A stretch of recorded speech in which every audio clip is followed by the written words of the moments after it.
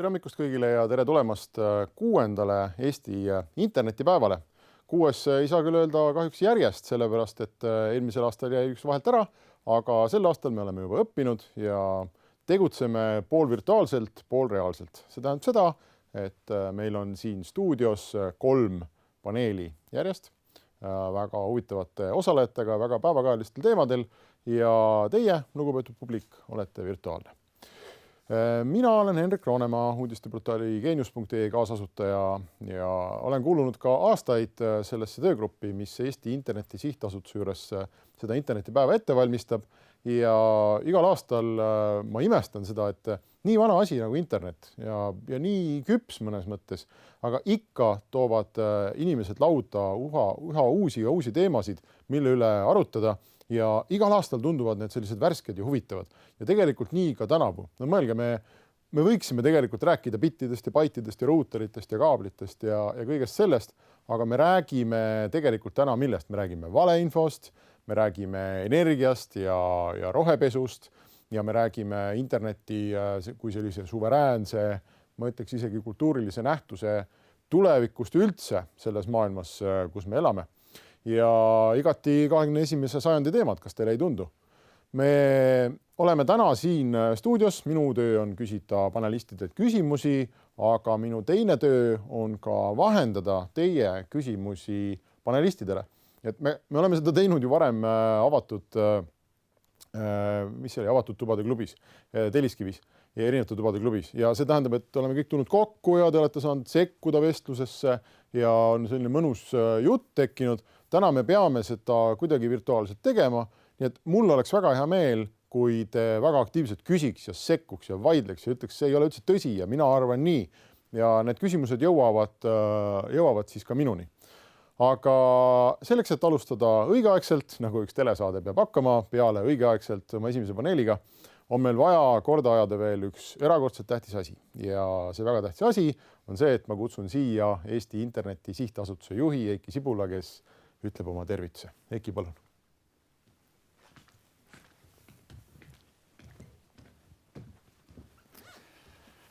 Tere tulemast internetipäevale. Tõesti, peale aastast pausi oleme me jälle tagasi ja seekord siis vaatajate ehk auditooriumi mõttes virtuaalne otseülekandega ja ainult.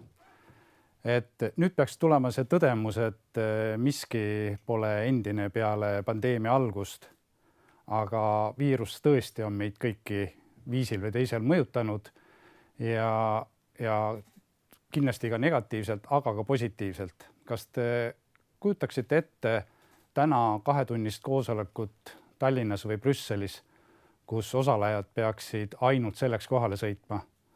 Ma arvan, et mitte. Ja mulle tundub ka seda, et internetimaailm on võib-olla olnud paremini valmis selleks, et hakkama saada selles uues situatsioonis.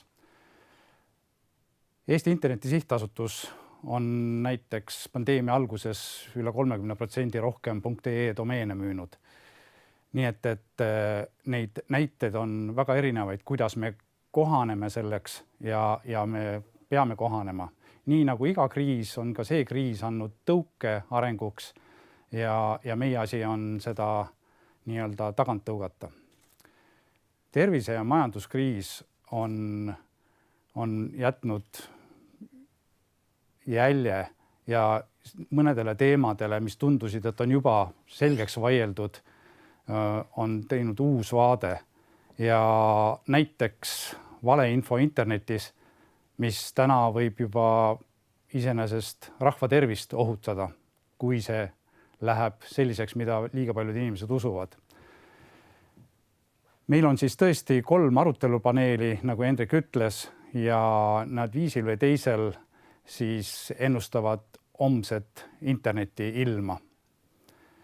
Meie ülekanne on 4 kanalis, internetipäeva kodulehel, Facebookis, Delfi TV-s ja Zoomis ja sõna sekka saab öelda ja küsimusi küsida ainult Zoomis. Nii et kasutage seda võimalust, kirjutage chatti ja nii saab see olema mõlemapoolne. Viljakat arutelu.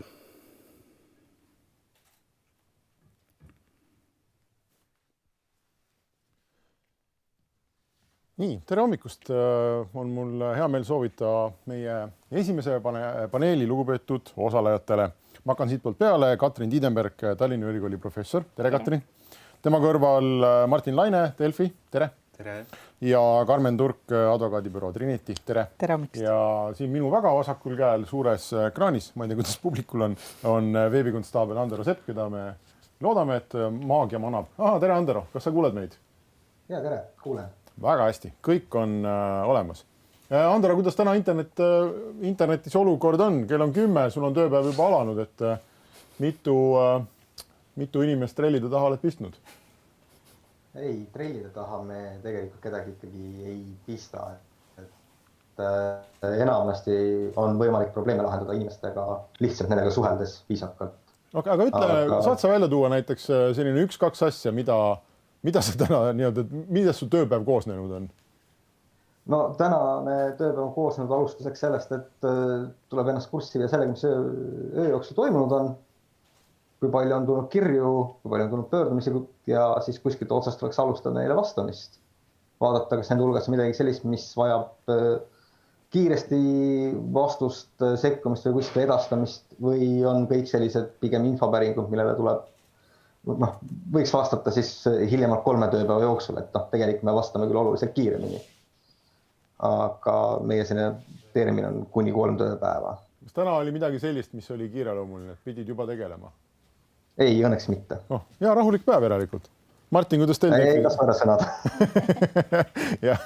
Martin, kuidas teil Delfis on? Kas olete pidanud juba midagi maha võtma internetist? Faktikontroll.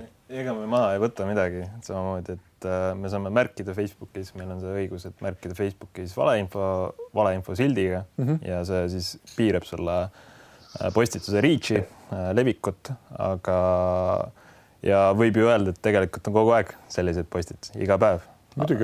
Kogu aeg nagu 24/7, et meid võiks olla vabalt ka 100 inimest ja meil jaguks ikka tööd. Palju teid on? 1. Sina oledki see 1, jah? Mina alustasin selle tööga ja projektiga, aga meil on minu kolleeg Heliis on see, kes peamiselt tegeleb sellega. Et mina tegelen rohkem selliste pikemate analüüsidega ja laiema plaaniga. Aga see faktikontrolli töö Facebookis, see ongi siis selline, et sa võtad Facebooki lahti ja hakkad kuskilt niimoodi, hakkad lihtsalt lugema kuskilt. Ja, et mul on näiteks varikonto, mille ma olen... Mis selle nimi on? Ma ei tohi öelda. Mille ma olen ümbritsenud siis sellise kõlakodadega, et seda on väga huvitav jälgida, et kui ma jälgin nagu vaktsiinivastaste gruppe, selliseid poliitilisi gruppe, Vene propagandagruppe, et milline minu infoväli on Facebookis. Ja see on päris õudne, et see tõesti on selline, et sa kerid seda seina ja sul on valeinfo. Et kui sa nagu ennast selliste kõlakodadega ümbritsed, siis see vaatepilt on hoopis teine, kui võib-olla tavaline inimene ette kujutab. Aga miks sa nende gruppidega jamad? Selles mõttes, et tüütu on ju võtta mingi grupp ette ja järjest öelda iga postituse ja kommentaari kohta, et vale. Kas sa saad öelda Facebookile, et võtke terve see seltskond maha? Naljakas ongi, et me justkui teeme Facebookiga koostööd, aga see koostöö on lihtsalt see, et meil on antud see tööriist, millega märkida. Aga see koostöö ei ole selline, et me nüüd ütleme, et näed, võtke siit see maha või palun juhime tähelepanu sellele, et kui oleks minu teha, siis tõesti oleks ilmselt... Facebook oleks puhas. Oleks nagu neid gruppe rohkem, mis oleks maha. Sest on tõesti selliseid väga toksilisi, selliseid superlevitajate gruppe, väga suure jälgijaskonnaga. Aga sinu käes ei ole nii-öelda seda hooba, et... Ei ole, et ma lihtsalt kujutan ette, et üks areng oli, et see Telegrami vandenõuteoreetikute portaali Facebooki leht võeti maha ja me olime sinna teinud faktikontrolle tõesti mingi 10 juba. Et võib-olla see jooksis siis kuskil Facebooki kuskil kontoris sisse, see info, et neil on seal nii palju märkeid ja võib-olla see tõttu võeti see Telegram maha, aga ma ei tea seda, et seda meiega nagu läbi ei räägita. Aga ütle mulle, kui sa nüüd võtad, hakkad sealt midagi lugema, eks ole, ükskõik, kas see on koroonaviiruse, 5G, tuumajaamade, Lähis-Ida poliitika, no ma ei tea, mille iganes kohta on ju, mõne 2 Aafrika riigi vahelise madina kohta. Kust sina ja sinu kolleeg teate, mis on vale ja mis on õige? See ongi keeruline küsimus alati, et see ongi teeb meie töö väga tundlikuks, et näiteks on, mis on silme jäänud, on see, et välismaalt, et meil on nagu, me oleme sellises liidus siis, kus on rahvusvahelised faktikontrollijad ja sa näed, et USA-st hakkab pihta, et näed, meil on siin levib maskides mingid usikesed ujuvad. Ja Austraalias kuskilt tuleb ka, et meil ka maskides usikesed ujuvad. Ja Eestis oli ka juba. Siis tuleb kõik Eestisse kokku, et sa näed juba ette ja see selline rahvusvaheline suhtlus ja see faktikontrollijate võrgustik ja nende tehtud töö on see, mida sa saad ka ise kasutada. Et tihti need trendi asju on nagu võimalik koostöös nagu kõige paremini nagu sellise haimvandina lahendada, et siis on nagu kindlam ka, et sa ei tee seda otsust üksi, vaid sa näed, et rahvusvaheliselt erinevad inimesed on koos otsustanud, et sellega tuleks tegeleda. Ja see on see kollektiivne vastutus, et kes otsustas, ma ei tea, kollektiiv. Ja et no ongi, et seda fakti kontrollimist tehakse väga professionaalsel tasemel, eks ole, mingid Reutersi fact-checkid, asjad, PolitiFact, et neid ma tõesti usaldan väga. Aga kas ei ole nii? Mulle tundub sinu juttu kuulates, et see, et me nimetame seda fakti kontrolliks, on natuke nagu eufemism, nagu Bolt nimetab oma taksoteenust siiamaani sõidu jagamiseks, on ju.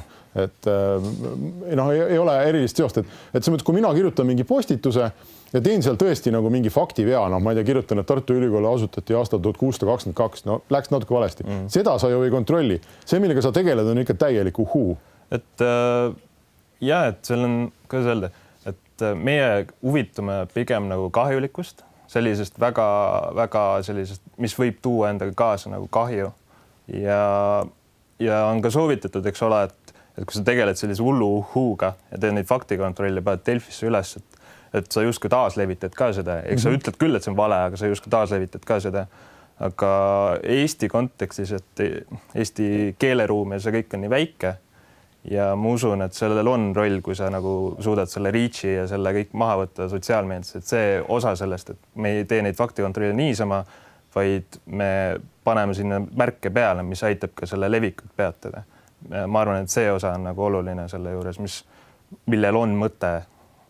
No, Katrin, kui ma mõtlen potentsiaalselt nende inimeste peale, kes levitavad sellist, nagu Martin kirjeldas, kahjulikuna mõjuvat uhuud, on ju.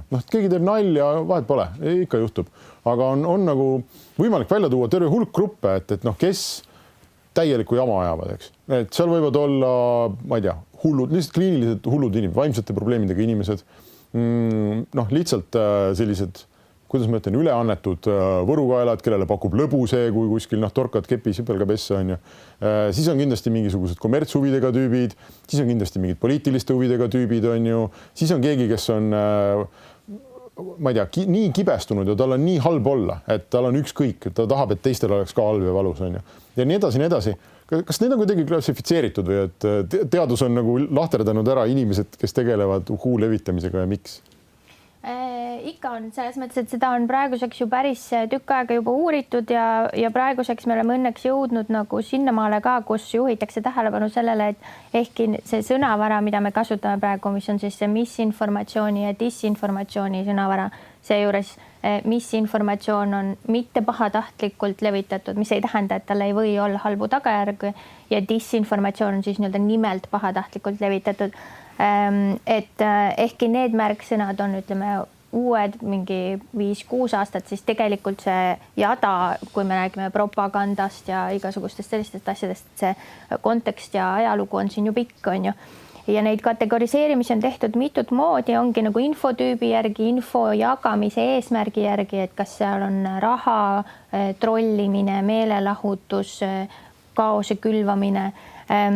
Ja on jah ka nagu ütleme siis nii-öelda tegutsejate tüüpide kaupa, et just hiljuti ma tahan öelda, et äkki isegi nädal aega tagasi tuli uuring selle kohta, et vaktsineerimise ja koroona ja nii-öelda tervise libainfo ja misinfo levitajateks on 65% seda infot tuleb 12 inimeselt, 12, mitte 120, mitte 1200. Ja siis see lihtsalt võimendub ja võimendub ja võimendub. Et see on nagu, seda nimetatakse selleks nagu disinfotosinaks, on ju, ja neile meeldib panna selliseid kõlavaid nimesid. Ja nendel on palju erinevaid kontosid sageli, aga mis on oluline siin ka on see, ja ma mõtlesin selle peale just, kui sina rääkisid, et kui nagu faktikontrollijate puhul hakkab toimima see võrgustiku efekt, siis nende väärinfo tootjate ja levitajate puhul on see sama.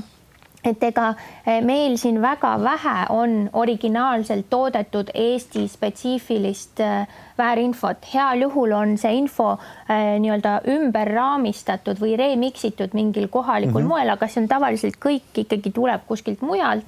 Ehk ta liigub nii-öelda viraalselt ja memeetiliselt, nii nagu mingid naljapildid liiguvad, nii liigub see info samamoodi. Ma just mõtlesin selle üle, et kes on välismaal, Eestis ei ole vist üldse, aga välismaal randades on täitsa tavaline nähtus on need pudukauplejad, kes kõnnivad ringi, neil on mingisugused, ma ei tea, võlts Gucci kotid, mingid käevõrud, eks ole, mingid sandaalid, rannalinad, päikseprillid ja nad kõnnivad ja see kraam on minu meelest üle maailma umbes täpselt ühesugune. Ja me iga kord mõtlen, et kust nad tulevad, kuskil on ju, peab olema siis selline, mingi emalaev neil on ju, kus need võlts Gucci kotid tulevad ja mingi süsteem ja seda jaotatakse, et ma tahaks selle valeinfo kohta samamoodi küsida, et kas see on mingi üks koht, kus see tuleb, et kas kuskil on mingisugune keskne aju, kes mõtles välja, et koroona vaktsineerimine tekitab inimeste keha magnetismi. Ma ei tea, või see lihtsalt sattus niimoodi. Aga seal on ka kordused, need samad 12, kes toodavad 65% sellest sisust, nad on see sama laad, see on täidalüngad harjutus. Need ei ole koroona spetsiifilised argumendid. Need on pigem, ütleme siis, tervise spetsiifiliste konspiratsiooniteooriate või kõhkluste ja kahkluste levitajad, aga siis jääbki see, ütleme, see nii-öelda nagu väide või kaebus või etteheide samaks, aga sinna siis ongi täidalüngad lisaks. See on nagu rahvakultuur, eks ole. Just, et ennem seda räägiti mingitest muudest vaktsiinidest või suurfarmast või millest iganes, aga ja need inimesed, kes toodavad, on ka samad. Ehk et see ei ole nagu, see ei ole nii, et inimene ärkas aasta aega tagasi üles, tal oli mingi spetsiifiline koroonaviiruse teemaline mure või kogemus, vaid see on see, mida ta teeb ja ta võib seda teha erineval põhjusel. Nendest 12 ja üldse me teame seda uuringutest, et terve suur hulk on neid, kes teevad seda sisuliselt strateegilisel enesekasu eesmärgil. Ja see ei ole tingimata raha, aga see võib olla ka tuntus või nii-öelda fame, mingi suunamudijaks olemine, egopai, mis sa saad sellest, et sul on palju like ja palju follower'e. Ehk see on, inimene on leidnud viisi, kuidas olla pildis ja kuidas saada palju fänne ja inimesed kuulavad seda, see on tohutu opiaat ju tegelikult on ju. Siis on teine hulk inimesi, kellele ta on nagu ikkagi nagu rahaliselt kasulik, sest nad müüvad midagi, nad müüvad sulle mingisuguseid toidulisandeid või mingeid kristalle, millega ennast silitada või mingeid raamatuid täpselt. Ja siis on osad, kes on ikkagi nii-öelda nagu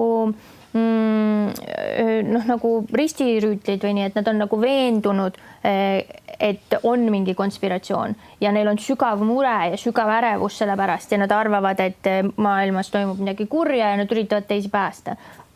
Aga jah, et väga vähe ja minu meelest see on hästi oluline asi, mida inimestele seletada ja mulle tundub, võib-olla ma olen naiivne, et see võiks aidata kaasa nagu, et kui sa näed, et keegi tohutult kirestatult räägib näiteks praegu sellest koroonast või ükskõik millest muust, et siis juhtida tähelepanu sellele, et ta on täpselt sama kirestatult ennem rääkinud mingisugusest sellest ja sellest ja sellest ja see äkki tekitab siis inimesel tunde, et see on võib-olla it's you, it's not me või et see on nagu tema, mitte nagu situatsioon või olukord või faktid või midagi sellist.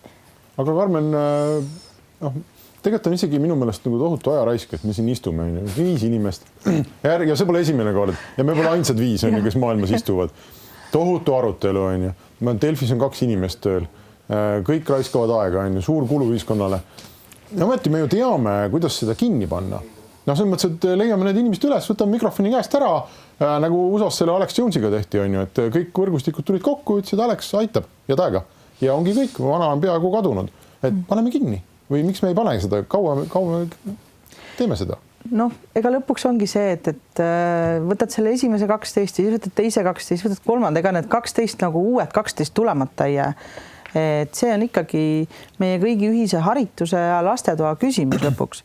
Ja see ei ole ju see, et internet seda kõike aitab võimendada. ja väga erinevatel põhjustel, võrgustikuefektid, samamoodi Eestis veel vähem, aga kindlasti järjest rohkem igasugused botid, kes laigivad ja share ivad ehk see 12 ei ole varsti enam 12, vaid ta on 120, aga lihtsalt 100 neist ei ole inimesed, on ju. Et see on, ma arvan see, mida me saame arutada, et mida sellega teha, sest tõesti, aga nähtus ise ei ole ju kuidagimoodi uus, on ju. Lihtsalt iga kord, kui meil tuleb uus tehnoloogia, siis iga kord keegi avastab mingid võimalused.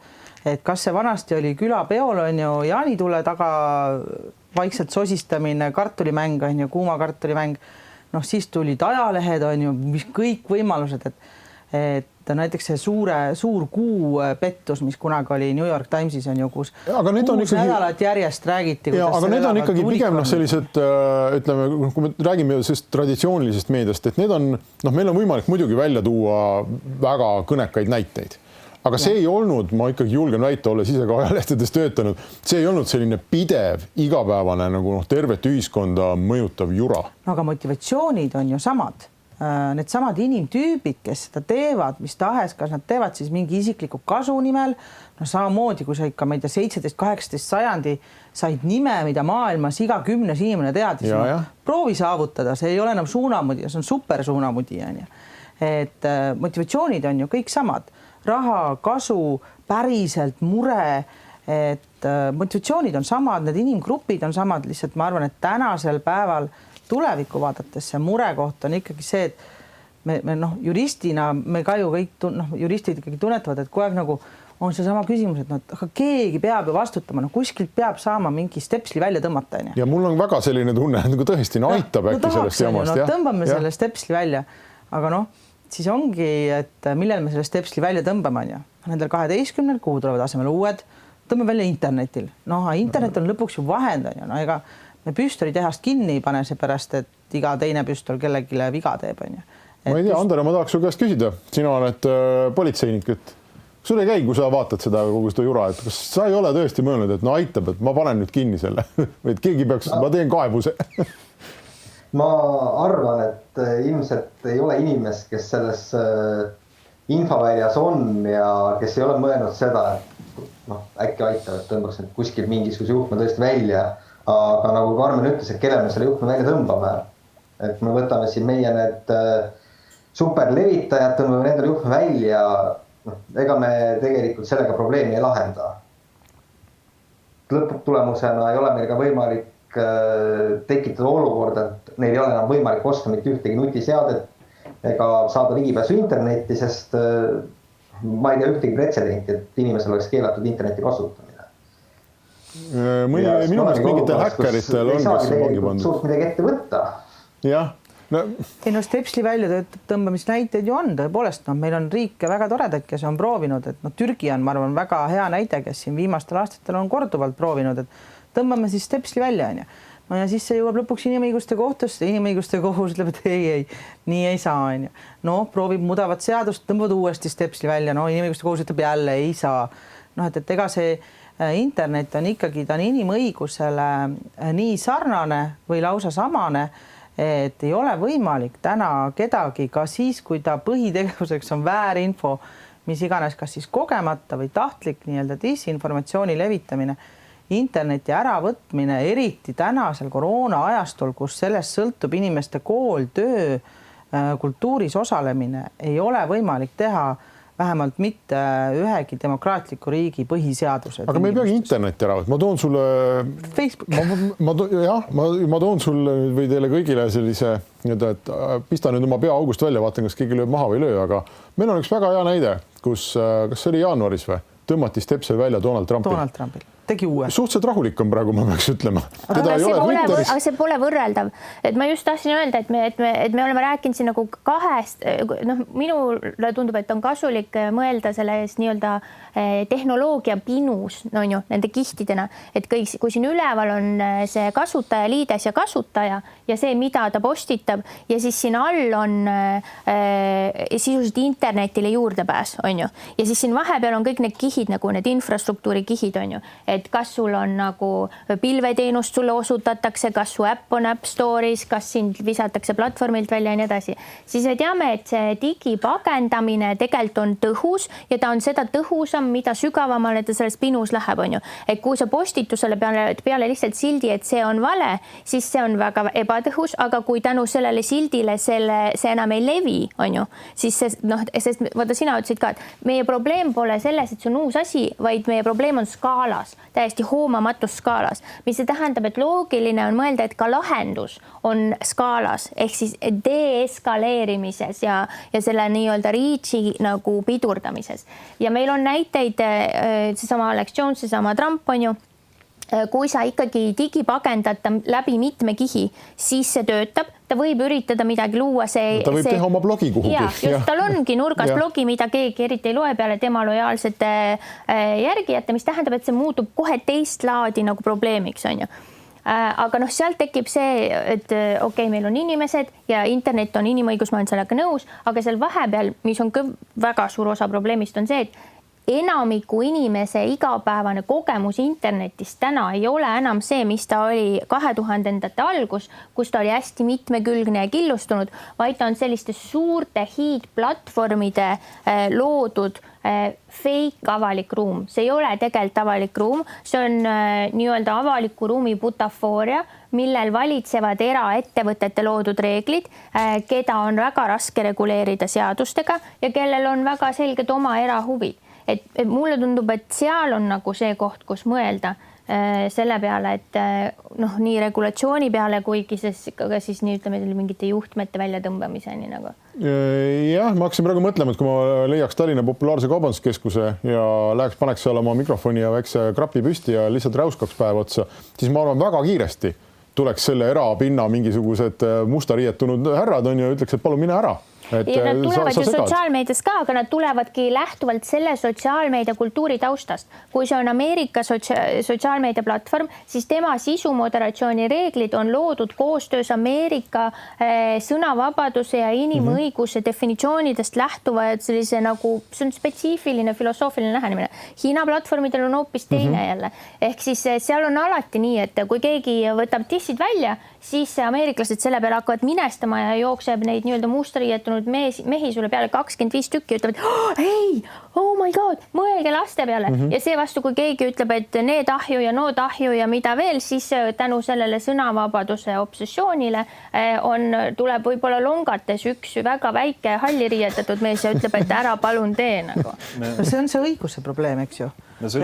Globaalne maailm ja piiridega riigid, et nii kui meil on globaalne internet ja see on see, mida me tahame, sest interneti põhiväärtus on see, et ta on universaalne ja piirideta. Ja nii kui me tahame hakata siia kohaldama 180 riigi kultuuritaustu ja seadusi õiguskeskkonda ja kultuuri ja eetilisi väärtusi, nii me jooksemegi kohe vastu seina, kus riigis on jõgedel on ju hinged ja kus riigis nagu voodoo on nagu mainstream on ju, et ongi väga Martin. Facebookist oleme väga palju, et ja me siin Eestis näiteks kui me küsisime Facebookilt raha juurde enda faktikontrolli projektiks, me ei saanud, nad ei tahtnud meile anda. Me oleme väike riik, Facebook ei huvita Eesti.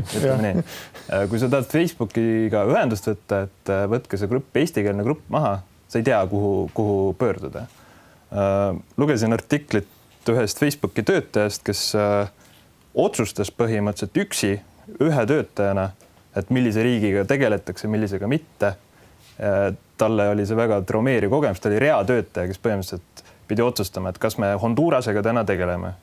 Et ei tegele ja vaatas siis pealt, kuidas Hondurases botid levisid ja mingisugune diktaator võitis valimised tänu sotsiaalmeedias levinud valeinfole. Et neid riike, millest Facebook pidi Facebook mööda vaatama lihtsalt seetõttu, et neil ei olnud ressurssi sellega tegeleda, et neid riike oli väga palju ja Eesti, ma arvan, ka on selline riik, kus Facebookil väga palju ressursse ei ole. Aga see on ju selge, et massimeedia on võim ja läbi, ma ei tea, viimase 100 pluss aasta on seda meediaregulatsiooni lahatud nii ja naapidi on ja lõpuks jõudsime ise regulatsioonini, vähemasti läänemaailmas, mis võib-olla ei ole ideaalne süsteem, aga ma ikkagi julgen väita, et suures plaanis ta toimis. hoidis ikkagi kõige hullema sellise pahatahtliku huu on ju ära. Aga nüüd meil on olukord, kus ongi turul Facebook ja Twitter ja ma ei tea, lõpuks on TikTok ja WhatsAppid ja asjad ja seal ei ole vastutavat väljaandjat, et ei olegi nagu inimest üldse kellele helistada. Kujutad ette, sinu riigis tegutseb mingisugune selline organ, tal on tohutu mõjuvõim, sul puudub igasugune nagu, isegi sinu seadused põhimõtteliselt ei hakka eriti sinna peale. Ja ei ole ka ühtegi inimest isegi kellele helistada. See ei ole ju normaalne olukord või on või? Et kas me siis ütleme, et ei, me peame seda olukorda muutma või me ütleme, et ei, et see ongi uus normaalsus, harjume ära. Ja, aga me oleme ju öelnud, et me peame seda muutma selles mõttes, et Euroopa Komisjon tegeleb ju selle digiturgude ja digiteenuste paaris seaduse väljatöötamisega, mis üritab sellega tegeleda, on ju. Siis meil on need maksustamise põhised ehk siis rahakoti pitsitamise põhised lahendused, mis on need igasugused linkimaksud ja uudistemaksud ja mis Austraalia on üritanud teha ja nii edasi, et kõik see on, ütleme, kogu aeg nagu üritatakse, see enamasti heal juhul jõuab selleni, et siis on nagu vahepeal 7 aastat kohtus on ju nagu selle Max Schremm ja Google ja Facebook nagu üle privaatsus on ju, aga midagi nagu seal ikkagi toimub, et ma seda pole nagu õiglane öelda, et me oleks nagu lihtsalt otsustanud pikali heita, aga see on nagu selle ökosüsteemis on, see tulebki nagu mõelda nagu selliste teineteisest sõltuvate osade süsteemina, et sa tõid enne välja siis selle nii-öelda nagu traditsioonilise meedia, et kui olid nagu domineerisid toimetajaskondadega meediaväljaanded, siis oli see inforuum teistsugune ja ta absoluutselt oli, aga nüüd on see sama traditsionaalne meedia probleemi osa ja mitte lahenduse osa, sellepärast et nad on reklaamiraha näljas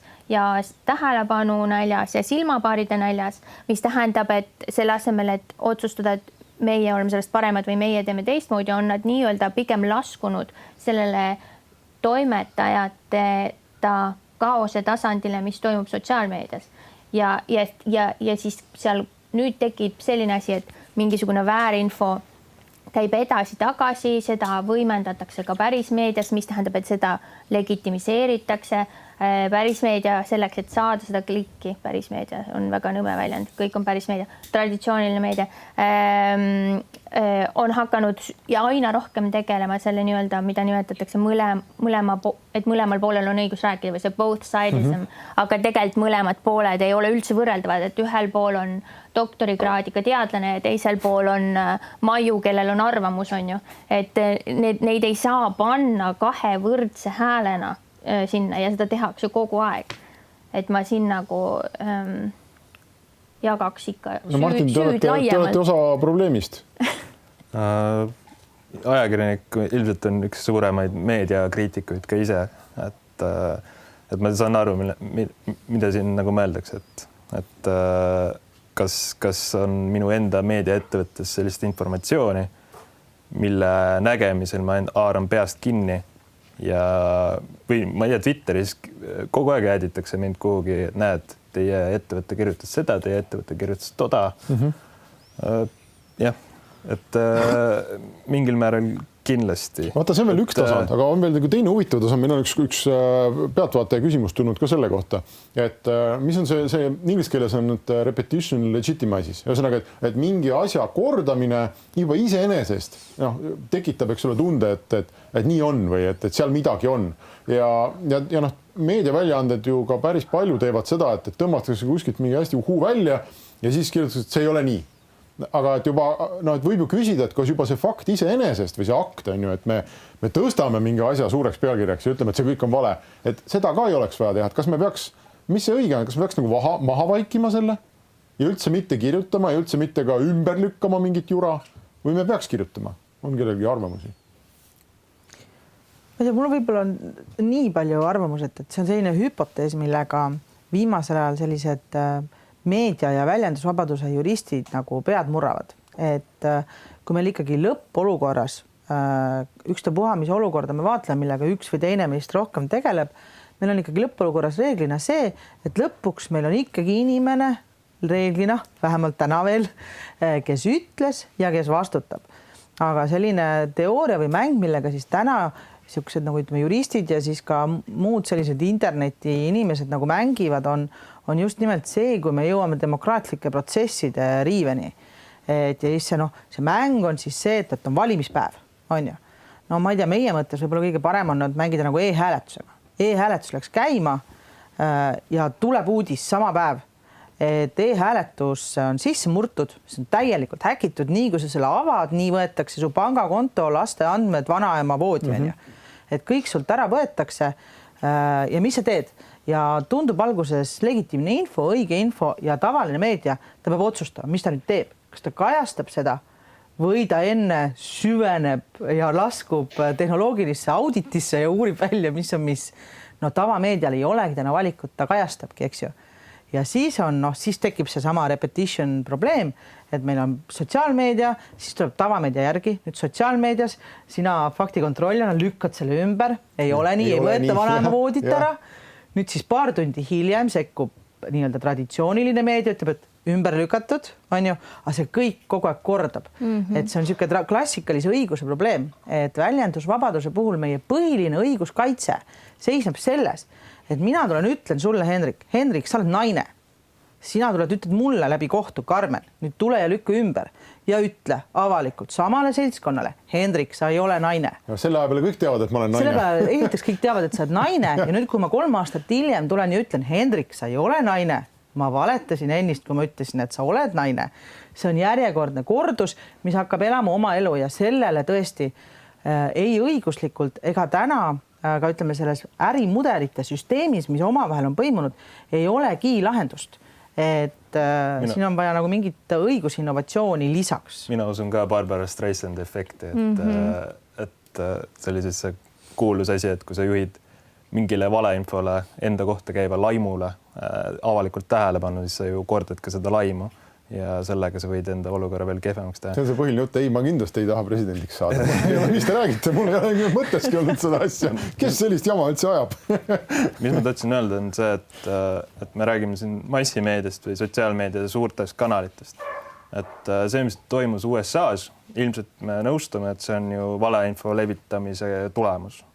Aga selles ei osalenud ju ainult Facebook, selles oli väga suur roll Parleril, Kääbil, et sellistel alternatiivsetel kanalitel, kuhu oli juba tõrjutud mingisugused inimesed ja nad hakkasid seal marineeruma ja radikaliseeruma ja nad olid seal eraldi justkui silma alt ära, meid see ei häirinud ja mingi hetk me näeme, et mingid täiesti hullud tormavad kuhugi majja sisse ja nad on täiesti vihased ja vägivaldsed. Ja me ei tea, mis nende peast toimub. Et me ei tea, kust nad järsku tulid, on ju. Nad ei olnud meil üldse radaril ja järsku on nii palju. Et selle tõrjumisega... Tegelikult muidugi me teadsime ja otsustasime ignoreerida, aga... Jah, et selle tõrjumisega on see oht, et kuskil keegi radikaliseerub ja muutub... Ma olen sellega nõus, aga ma lisaks siia ikka tuleks selle pinu juurde tagasi, on see, et miks seal oli nii palju inimesi, oli see, et Facebook lubas QAnon gruppidel olla kuni juunini oma saidil. Ehk et see nii-öelda esimese radikaliseerimise koht on ikkagi see laia tarbe sotsiaalmeedia, kus need nii-öelda kõhklevad, kahklevad, segaduses olevad, ärevuses olevad, oma riigis pettunud, aga esialgu veel mitte mingisuguse suunaga inimesed ja selle QAnoni puhul oli ju hästi suur osa sellele, et koduperenaised läbi selle pedofiilia narratiivi võluti ära ja vot siis ongi see, et siis ta nagu hakkab väljendama ennast Facebookil, nii et võib-olla ta lõpuks visatakse välja või visatakse, talle öeldakse, et tule QAnonisse, meil on seal, me räägime seal päris asju, on ju. Ja me tule sinna Parleri või Kääbi, on ju, et see, ma olen nõus, et marineerumine toimub, aga see, kui palju inimesi marineerib, on olulise vahega nii-öelda päriselu vägivalla suhtes ja see, kui palju sinna jõuab, sõltub jälle sellest vahekihist, mis on siis see nii-öelda nagu Facebook ja Twitter ja nii edasi. Andera, ma tahtsin sulle põrgata ühe küsimuse. Ma pidasin võib-olla 1 kuu aega tagasi ühe ettekande valeinfost. No sellise hästi madala taseme puust ja punaseks, et mis see üldse on ju, kuidas seda ära tunda ja nii edasi. Ja siis üks kuulaja küsis küsimuse, väga lihtsa küsimuse, millele ma ei osanud vastata. Ja see küsimus oli see, et aga kui ma näen Facebookis, et mõni mu sõber levitab valeinfot ja kohe kirglikult levitab, mida ma peaksin tegema? Ja seal ma ei täitsa käed ei trippu, sellepärast, et oma kogemusest tean, kui sellisega vaidlema lähed, sellest ei tule midagi head. Sõpra kaotada ka nagu ei taha, on ju, ja kolmandast küljest, ega nagu ka ei taha tal lihtsalt lasta tegutseda, kui sa näed sellist asja pealt. kas sul on mingi nõu, mida ma peaks tegema? Jah, ega siin tegelikult sellist järjekordselt väga head lahendust ei olegi. Reeglina, kui ta on väga kirglik levitaja, siis pigem on see rong, kus temaga on võimalik vaieldada ja ta saab valeinfo mullist välja tuua juba läinud. Et mida saab teha on see, et reeglina Facebookil on selline mingisugune kriitiline piir, mida nad ei avalda mitte kellelegi, kui palju on vaja neid raporteid, et mingit sisu hakatakse piirama. Mida ma olen näinud on see, et kui tõesti väga kirgliku valeinfo levitaja postitusi järjest raporteerida, mida rohkem inimesi raporteerivad tegemist valeinformatsiooniga, seda suurema tõenäoliselt see postitus eemaldatakse. Ja nüüd ilmselt, ma ei saa sealt kinnitada, ma saangi rääkida tinglikult, on neil olemas ka mingid kriteeriumid, et kui selle inimese postitusi on juba kustutatud seal, ütleme 10 postitust, kõik on olnud valeinfo, siis Facebook määrab ta nii-öelda Facebooki vangla ehk 14 päeva ei saada mitte midagi postitada. Pärast seda peavad oma käitumist muutma. Kui ta seda ei muuda, see nii-öelda Facebooki vangla aeg pikeneb, kuni lõpuks selleni välja, et Facebook paneb konto lihtsalt kinni.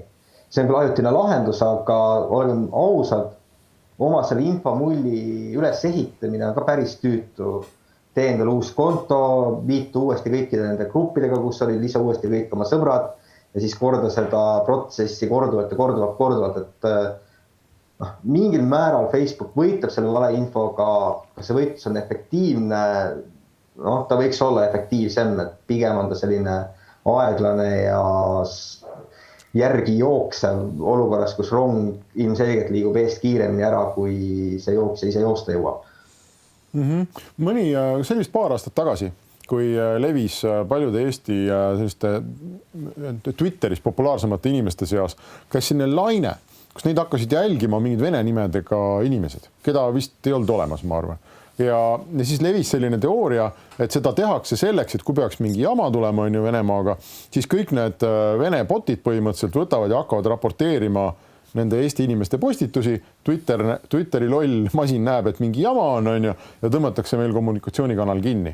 Seesama, mida Andero ütles, seda on võimalik ju teistpidi pöörata. Et kogu see organiseerunud võrgustik võib hakata lendama mööda Facebooki ja nende vastaseid postitusi raporteerima. On seal mingi mehhanism, ei ole ju? Euroopa Nõukogu on selle toonud välja ka täiesti nagu eksistentsiaalse riskina igale riigile, kes on mingis hetkes ohuolukorras. Et see ei ole isegi mitte nagu mingi teoreetiline võimalus.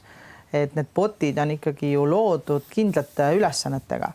Kas ta on siis midagi jagada, midagi luua või midagi teatada. 3 ülesannet saab sul olla sotsiaalmeedias, ega sul rohkem olla ei saagi.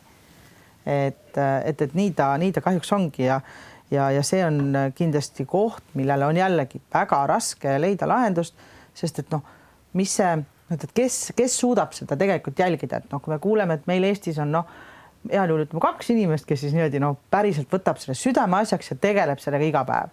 Aga mitu meil siis füüsikalistele seadustele vastavas minutis päris maailmas on ju, meil on 1 miljon postitus Facebookis, ja küll suurem osa neist ei puuduta Eestit, aga see on ju tunnis juba 60 miljonit, ja kui palju neist on siis eestikeelsed ja kui palju neist on siis just nimelt kas botide poolt või siis ka mingite gängide, minu jaoks on inimesed gängid natukene, aga siiski väga paljudel neist ongi õigus vabadus arvata.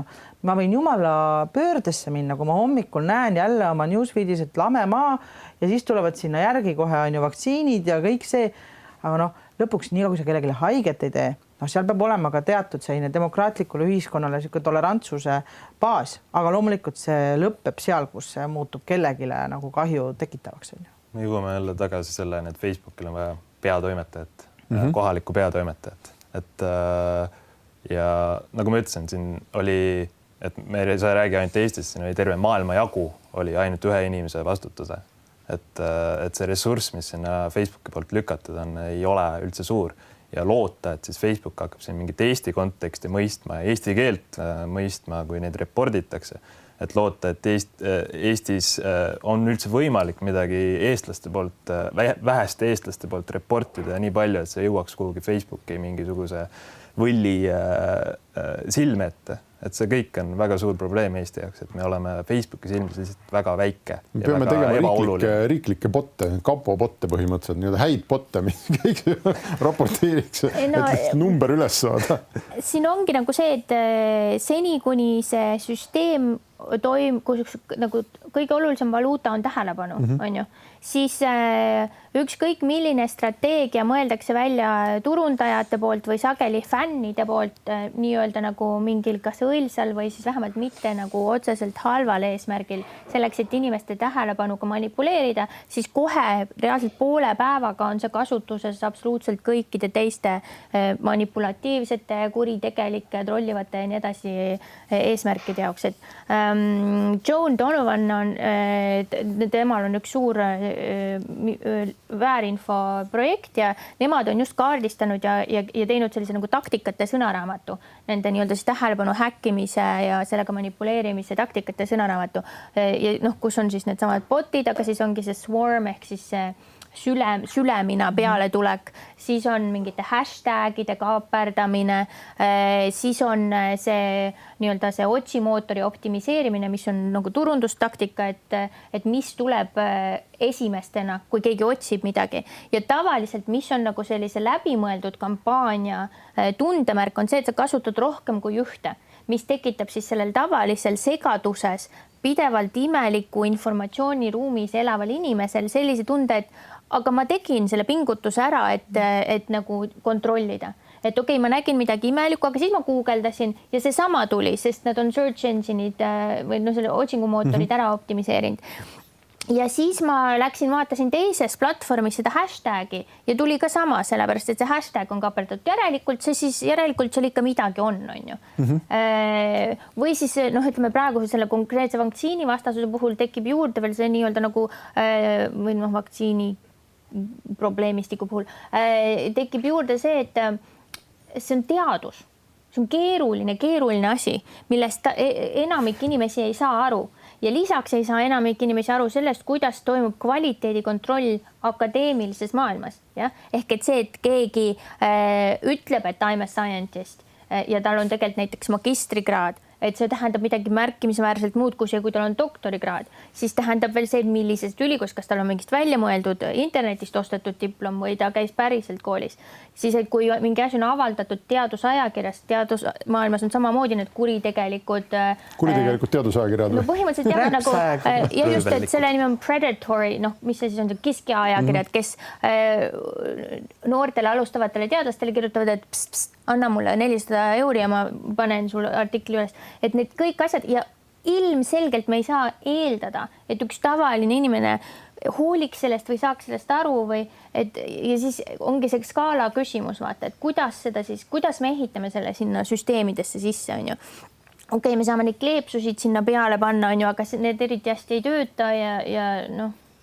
Vaata, siin me hakkame nüüd lõpupoole vaikselt tüürima, et meie vestlus üsna alguses käis läbi ju see lahendus, mille poole on ka ju kogu aeg nagu liigutud või on nagu öeldud, et noh, ega meil ikka muud üle ei jää, 21. sajand, võrgustunud ühiskond, see on normaalsus, on ju, inimesed peavad õppima, peavad kohanema. Ja iga kord, kui seda öeldakse, siis mulle tulevad meelde need, see oli vist eelmise majanduskriisi ajal 10 aastat tagasi, kus telekad ja ajalehed ja reklaamid ketrasid hommikust õhtuni need pankade tarbimislaenude reklaame. Kõik oli tule remondi, osta loll, oled, miks sa ei reisi, on ju mölla. Ja siis, kui jama käes oli, siis tulid need finantsasutused, ütlesid, oi, et ikkagi iga inimene peaks ikkagi ise nagu tegema vastutustundega neid oma finantsotsuseid. Ja ma alati mõtlesin selle koha peal, et aga see on nii ebaõiglane, sest teil oli nagu, ütleme, riigi parimad kommunikatsiooni ja toote ja ma ei tea, Exceli arvutamise spetsialistid on ju, tulid ja tegid oma seda pakkumist on ju suure rahaga ja seal vastas on see üks väike inimene. Ja nüüd öeldakse, et aga sina oled süüdi. Mis mõttes sa jäid uskuma seda, mida see suur kamp tarku inimesi sulle rääkis? Ja mulle nagu kuidagi kangastub see olukord uuesti, kui ma kuulan, et kas või see, mida sina rääkisid, on ju, et isegi teadlane ei pruugi olla teadlane, kui sa ei viitsi süveneda, et mis ajakirjast tal need artiklid on. ma ei tahaks nagu kuidagi panna seda nagu inimese õlgadele ja öelda, et sa oled loll, et sa jäid seda uskuma või. See ei tundu mulle õige. Mina olen ka mul on väga reljeefsed seisukohad isikliku vastutuse diskursuse osas, ka selles osas, mida teevad platvormid, kui nad ütlevad, et sisu modereerimise ja kõikide asjade puhul.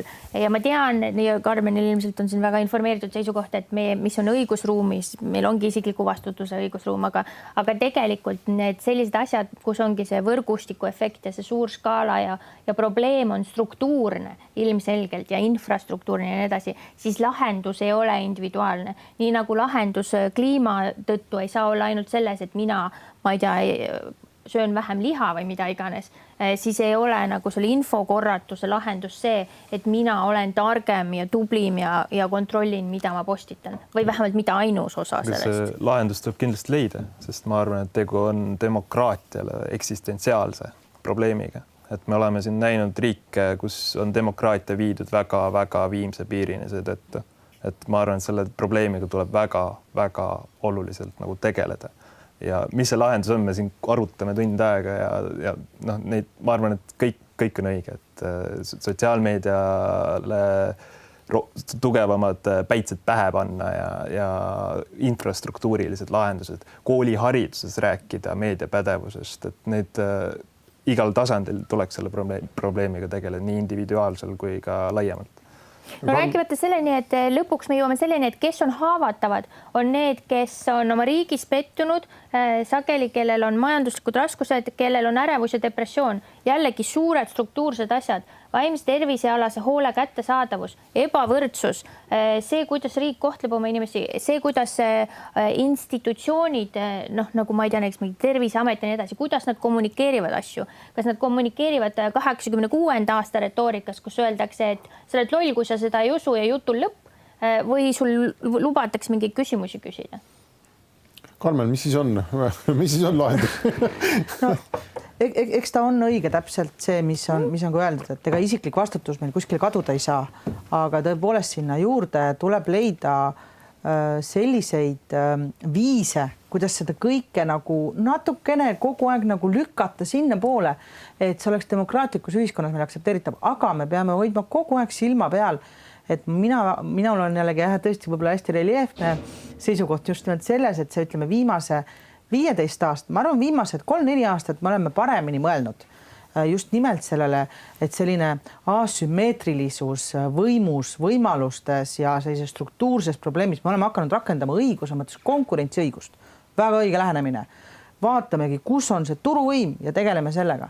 Aga ma arvan, et kus on nagu see oht, mida me ütleme enne seda 10 ja 10 aastaid kogu aeg rakendasime, oli see, et anname kõik õiguse otsustada, teha, käskida, puua, lasta nendele mõnele üksikule globaalsele ettevõttele. Ma arvan, et see on sama võrra eksistentsiaalne oht kui see, et meil on internet prügi täis. On see, kui me anname kogu otsustuse ära, me delegeerime sisuliselt riigivõimu, täidesaatva seadusandliku kohtuvõimu mingile paarile ettevõttele ilma igasuguse järelevalveta. Nii et ma arvan, et siin nagu tuleb leida seda tasakaalu, et me ei delegeeriks liiga palju, samas me peame loomulikult aktsepteerima, et meie oma kohtuvõim tõepoolest sellega läbi isikliku vastutuse instituudi hakkama ei saa, et eks see vahe tuleb kuskilt sealt leida. Et ja nii kaua ma ikkagi ütlen, et ma arvan, et meie iga järgnev põlvkond tuleb järjest rohkem, nagu mina käisin oma esimesed klassid, käisin Descartesi lütseumis Tartus, kus on siis suurelt meil kooli peal kirjas on ju Descartesi põhiväide on ju, et nii kaua kui kahtled, nii kaua elad. Et sellest lähtudes ma arvan, et meie noorem ühiskond, kui te vaatate, kuidas TikTokis inimesed, mingi video tuleb üles, häkk, seal tuleb kohe 30 tükki järgi, kas see häkk töötab, kas see on tõsi või ei ole. Et ma arvan, et järjest rohkem tuleb sellele 12 juurde seda ühiskonna kihti, kes leiab selle aja ja motivatsiooni tegeleda selle just nimelt ümberlükkamisele juba sellel struktuursel tasandis, mis läheb samamoodi viraalseks ja aitab seda probleemi lahendada. See on iseenesest ju tore, aga mina hakkasin praegu, kui ma kuulasin seda, ma hakkasin mõtlema, et ma oleks Zuckerberg mõõruks 2 kätt kokku, et jess, saad aru, ühed nagu tulistavad jura minu kanalis ja teised leiavad oma isiklikust nagu ajast on ju seda aega ja tegelevad siis selle ümberlükkamisega ja ma müün kõigile reklaami. Möll käib minu juures, ma oleks ikkagi väga õnnelik. No aga vähemalt me ei anna talle põhiseadust, et Eesti Vabariigi põhiseadusele asendame seal mingi sotsiaalmeedia nimega ja ütlemegi, et see on selle riigi põhiseadus. Kas sa oled optimistlik selles suhtes, et me suudame, ma ei tea, isegi see meie vist ei ole Eesti, see peab olema siis minimaalselt Euroopa Liit, et me suudame mingi sellise reeglistiku nagu reaalselt valmis kirjutada ja mingite meie jaoks nähtavas tulevikus ka valmis vastu võtta ja jõustada? Õigusreeglid ei ole siin lahendus, et jah, teatud compliance nõuded, millega on võimalik, ongi just nimelt seda kurvi nagu painutada, aga ma arvan, et õiguslik vastutus ja ma arvan ka, et maksuküsimused ja see ei ole nagu minu arvates lahendus. Okei.